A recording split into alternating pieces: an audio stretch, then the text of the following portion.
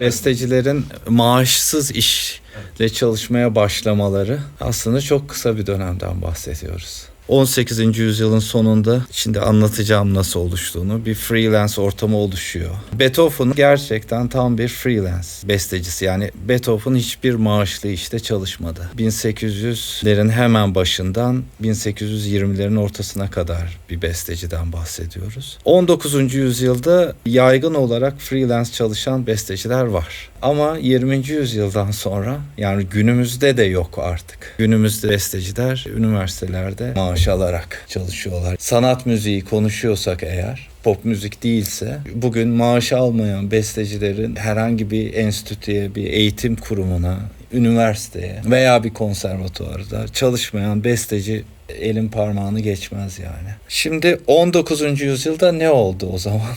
Soru bu. Burada bunu en dramatik yaşayan iki besteci Haydn ve Mozart aslında. Haydn iki türde de çalışıyor. Kariyerine başladığında Viyana'nın dışında ama çok yakınında Esterházy Sarayı'nda. Haydn maaşlı işe başlıyor ve 20 yıldan uzun süre, aslında ömrünün sonuna kadar bir onursal pozisyonda da devam ediyor. Ama mesela Haydn'ın yaylı dörtlüleri saray için yazılmamıştır. Viyana'daki basım endüstrisi, yani publishing company'ler için yazılmıştır mesela yaylı dörtlüleri. Şimdi bir para kazanma kaynağı, yani gelir kaynağı 18. yüzyıl sonu. Aslında 18. yüzyılın tamamında burası. Haydn İngiltere'den siparişler alarak kariyerinin önemli bir kısmını da orada, yani bir tür freelance'lik yaparak kazanıyor. Mesela Haydn'da ikisi de var. Mozart çok dramatik bir örnek. Çünkü işte çocukluğundan itibaren babası onun maaşlı bir işe girmesini istiyor. Bütün Avrupa'da turneler yapıyorlar. Hep öyle bir umutları var, maaşlı bir pozisyon alabilmek. Hiçbir zaman olmuyor. En son kendi memleketleri Salzburg'da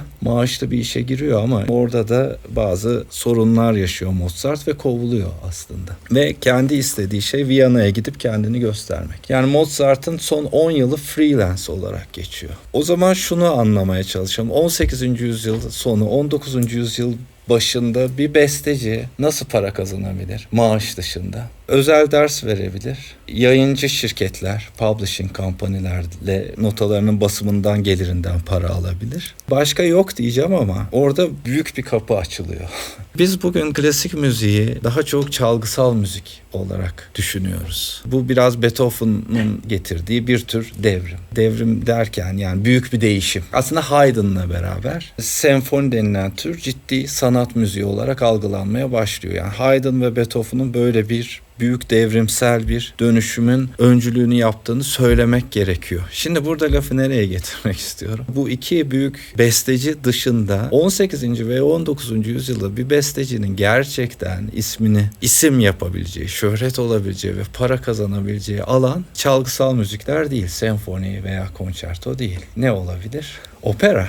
18. yüzyıla gitsek, 19. yüzyıla gitsek, bir besteciyi gerçekten besteci olarak kabul ettireceği tür opera. Operanın da freelance tarihi çalgısal müzikten çok eskiye gidiyor. Opera 17. yüzyılın hemen başında Floransa'da bir aristokrat eğlencesi olarak ortaya çıkıyor. Sonra hemen yaygınlaşıyor. Yani çok sevilen bir tür oluyor. Bunun sebepleri de var. Yani orada 17. yüzyılda Rönesans sonrasında seküler kültürün Avrupa'da yeşermesi, yükselen orta sınıfın güçlenmesi, yavaş yavaş hem siyasi iktidara ortak olmaya başlaması hem de ekonomik gücü ele geçirmesiyle beraber sekülerizm, yani din dışılık çok ciddi önem kazanıyor. Bu din dışılığın müzikteki aslında en büyük meyvesi opera. Opera 1600'lü yılların hemen başında Floransa'da kesin olarak din dışı yani bu bence bilinçli de bir şey. Bir seküler kültür amblemi olarak ortaya çıkıyor. Sonra dediğim gibi çok yaygınlaşıyor. İlk yaygınlaştığı duraklardan birisi, aslında Avrupa müzik tarihinin kırıldığı yerlerden birisi. Yani senin sorunun sarayın dışına çıktığı yerlerden birisi Venedik. Burada çok enteresan bir tarih var. Venedik'te gönüllü müzisyenler, Fabio Armonici denilen gruplar, böyle gezgin müzisyenler.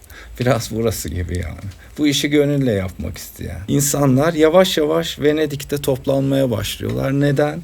Çünkü Venedik o tarihte artık eski bir endüstri ve ticaret merkezi olma özelliğini yitirmiş. Yani eski dünyaya ait bir yer artık. Ticaret merkezi veya endüstri merkezi olmak için biraz Osmanlı İmparatorluğu gibi artık kapitalizmin kuruluşundaki büyük mekanizmanın dışında kalan bir yer, ama yine de İtalya'nın en önemli şehirlerinden birisi, çünkü bir turizm merkezi ve karnaval var. Bu yüzden de Venedik'te opera oturmadan önce Commedia dell'arte tiyatrosu, işte yine burası gibi insanların bir şekilde kurumsallaştırdıkları tiyatrolar ve onlar bayağı kurumsallaşmışlar. İşte nasıl bilet satılır, nasıl sahne düzenlenir falan biliyorlar. İlk saray dışı opera diyelim Floransa'dan sonra Venedik'te oturuyor ve aslında operanın yapısı da burada değişmeye başlıyor. Çünkü artık bilet satmak meselesi gündeme geliyor. Yani burada opera arya merkezli olmaya başlıyor. Yani insanlar Tarkan'ı görmeye gidiyorlar yani. Yani star bir şarkıcı görmeye gidiyorlar. Ondan sonra da bu yavaş yavaş bu kültür bütün Avrupa'ya yayılıyor. Yani 18. yüzyılda bu konsert spiritüel ilk Fransa'da çıkan çalgısal müziğin de içinde olduğu, yani hem biraz çalgısal müzik biraz vokalin de olduğu konser dediğimiz kültürün, yani bilet satılan kültürü oturmadan çok önce opera bilet satmaya başlıyor ve bestecilere sipariş vermeye başlıyor. İlk vokal müzik içermeyen konser yapan kişi Beethoven'dır. Ve ondan sonra bugün biz öyle algılıyoruz. Yani o Beethoven'ın mirası gibi algılıyoruz. Yani bugün klasik müzik dediğimiz zaman senfoni orkestralar, onların programları, bu endüstri anlaşılır. 19. yüzyıla, 18. yüzyıla gittiğiniz zaman bu hiç böyle değildi. Mozart da bir opera bestecisiydi. Burada en ilginç kariyere sahip olan kişi Johann Sebastian Bach'tır. Johann Sebastian Bach opera yazmamış bir bestecidir. Vokal müzikleri elbette var ve çok önemli. Opera yazmadığı için de yaşadığı zamanda lokal, az bilinen, müzisyenlerin evet büyük bir ork ustasıdır diye tanıdığı ama uluslararası alanda hiçbir kariyeri olmayan bir besteciydi. Bunun sebebi de opera yazmamasıydı. Bu bence çarpıcı bir örnek. Yaşıtı, akranı Handel aynı bölgede tam tersi bir kariyer izleyip İngiltere'de operalar yazdığı için dönemin en ünlü bestecilerinden birisiydi. Son bir şey daha söyleyeyim. Beethoven çağında Beethoven dönemin en ünlü bestecisi değildi. En saygın bestecisiydi. En ünlü bestecisi, yani insanların sokakta da tanıdığı celebrity besteci Rossini'ydi mesela. Çünkü opera bestecisiydi. Burada kilidin opera tarihi olduğunu söyleyebilirim.